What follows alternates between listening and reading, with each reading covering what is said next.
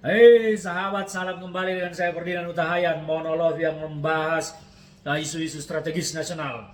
Menarik, kemarin Kejaksaan Agung menetapkan Johnny G. Plate sebagai tersangka dan menahannya atas dugaan korupsi pembangunan menara seluler di Kemenkominfo yang diduga merugikan negara 8 triliun lebih. Wow, angka yang luar biasa, fantastis.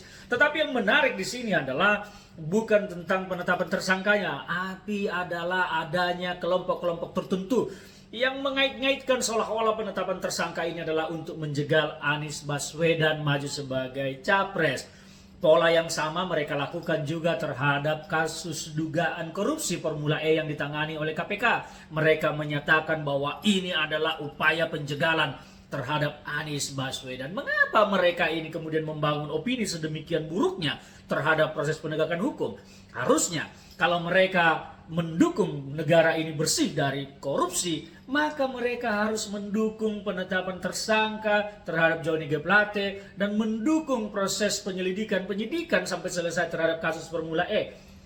Siapa yang tidak bersalah kemudian harus dibersihkan namanya. Siapa yang bersalah ya harus menerima hukuman. Semestinya begitu. Tetapi menjadi standar ganda ketika para pendukung Anies Baswedan menyatakan bahwa Anies Baswedan akan memberantas korupsi, tetapi di sisi lain mereka menolak proses penyidikan terhadap dugaan kasus korupsi yang melibatkan Anies Baswedan, terutama kasus Formula E. Dan ini sekarang terjadi pada kasus Johnny G. Plate. Semua sibuk menyampaikan narasi-narasi, ini adalah penjegalan, ini adalah kejahatan, ini penjoliman, bahkan mengait-ngaitkan kepada Presiden Jokowi yang menyatakan, yang disebut sebagai petugas partai. Inilah petugas partai, tunduk kepada kekuasaan segala macam.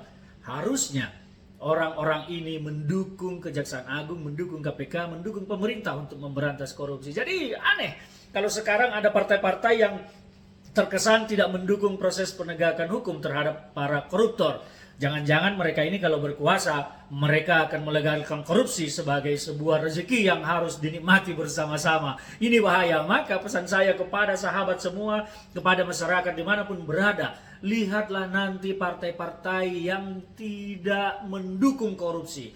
Kalau soal perkara korupsi, kader partai banyak yang kena korupsi semuanya. Tetapi secara kelembagaan, lihatlah partainya apakah mereka langsung memecat para koruptor atau malah membela para koruptor.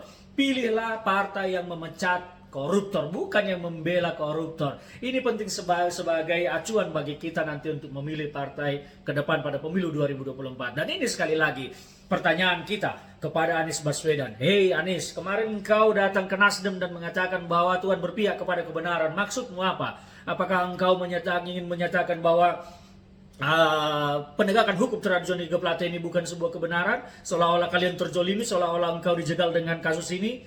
Janganlah membangun opini yang menyesatkan publik. Kalau kau memang anti korupsi, dukunglah pemberantasan korupsi dan tidak usah bawa-bawa nama Tuhan dalam hal ini. Biarkan proses hukum berjalan dan jangan merasa engkau besar seolah-olah engkau harus jegal. Tidak demikian. Ini rakyat akan melihat dan menilai statementmu bahwa engkau memang bukan seseorang yang patut didukung karena tidak anti korupsi. Selain namamu pun tersangkut di Formula E, dan sekarang kasus Johnny G. Plate kau anggap adalah sesuatu yang terkait dengan politik. Saya Ferdinand Hutahayan menghimbau, mengajak masyarakat seluruhnya, jangan pernah pilih partai dan calon pemimpin yang tidak berpihak pada pemberantasan korupsi. Salam dari saya, Ferdinand Hutahayan.